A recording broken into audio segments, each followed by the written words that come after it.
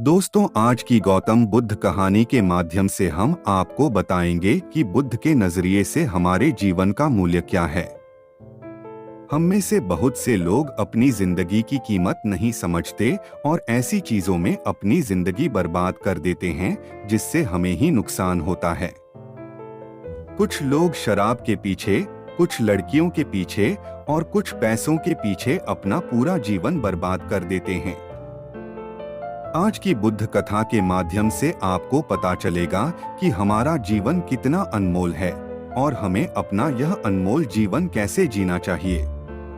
एक समय की बात है, गौतम बुद्ध अपने शिष्यों को जीवन से जुड़ी अच्छी और बुरी बातों का ज्ञान दे रहे थे। सभी शिष्य बड़े ध्यान से उनकी बात सुन रहे थे। उन सभी में एक शिष्य ऐसा भी था जिसे प्रश्न पूछने की आदत थी। वह उठकर गौतम बुद्ध के पास गया और उनसे बोला, आप हमें जीवन के बारे में जो कुछ भी सिखा रहे हैं उसका क्या फायदा, क्योंकि हम में से कई बच्चे तो यह भी नहीं जानते कि हमारे जीवन का मूल्य क्या है और यह जीवन कितना कीमती है हमारे लिए। पहले कृपया हमें बताएं कि इस जीवन का मूल्य क्या है। बुद्ध ने अपने शिष्य की बात सुनकर अपने कमरे में जाकर पत्थर का एक चमकता हुआ टुकड़ा ले आया। मैं तुम्हें इस जीवन का मूल्य तब बताऊंगा जब तुम्हें इस पत्थर का सही मूल्य पता चलेगा, उन्होंने कहा और टुकड़ा अपने शिष्य को दे दिया। आप भी इस पत्थर के टुकड़े को किसी को नहीं बेचें। शिष्य गौतम बुद्ध की बात मानकर बाजार की ओर चले गए। उसने पहले बाजार में एक फल विक्रेता को देखा और उसे एक पत्थर दिखाकर पूछा, इस पत्थर के बदले तुम मुझे कितने फल दे सकते हो? फल विक्रेता ने कहा, यह पत्थर कोई खास नहीं है, लेकिन फिर भी मैं तुम्हें इसके बदले में 10 केले दे सकता हूँ। वह शिष्य उस पत्थर को लेकर आगे बढ़ गया। तभी उनकी मुलाकात एक सब्जी बेचने वाले से हुई। शिष्य ने सब्जी विक्रेता से पत्थर की कीमत पूछी। इस पत्थर की कीमत के बदले मैं तुम्हें अधिक से अधिक सब्जियों से भरा एक थैला दे सकता हूँ। सब्जी विक्रेता ने पत्थर को ध्यान से देखा। उस पत्थर को लेकर शिष्य एक सोने के व्यापारी के पास गया। पत्थर के उस टुकड़े की चमक देखते ही सुनार ने उसकी कीमत 100 सोने के सिक्के लगा दी। जब शिष्य ने टुकड़ा बेचने से इनकार कर दिया तो सुनार बदले में 200 सोने के सिक्के देने पर सहमत हो गया, लेकिन शिष्य ने वह पत्थर नहीं बेचा। इसके बाद शिष्य एक हीरे के व्यापारी के पास गया और पत्थर का टुकड़ा उसके सामने रख दिया।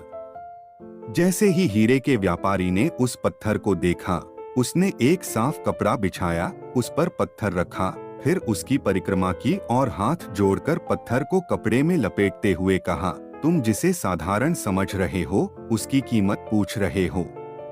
दरअसल यह एक बहुमूल्य माणिक है। ऐसा माणिक हर किसी को नहीं मिलता। अगर मैं अपना सब कुछ बेच भी दूं, तो भी मैं उसकी कीमत नहीं चुका सकता। उस व्यापारी की बातें सुनकर शिष्य आश्चर्यचकित रह गया। वह भागता हुआ सीधा बुद्ध के पास आया और बाजार में जो कुछ भी हुआ उसे बताया।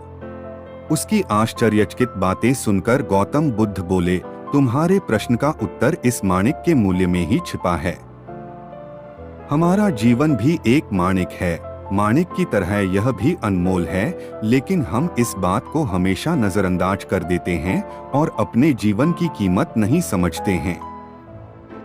हम दूसरों को देखकर और उनके जैसा जीने की कोशिश करके अपने जीवन का मूल्य कम कर देते हैं। हम सोचते हैं कि हमारे जीवन का मूल्य वही है जो दूसरे हमें बताते हैं, लेकिन हमेशा याद रखें कि दूसरा व्यक्ति आपको अपनी स्थिति, बुद्धि और समझ के अनुसार महत्व देता है। जीवन केवल एक बार मिलता है, इसलिए इसे बर्बाद मत करो। अपने जीवन को उतना ही मूल्यवान समझें जितना आप अपने बैंक में मौजूद पैसों को मानते हैं।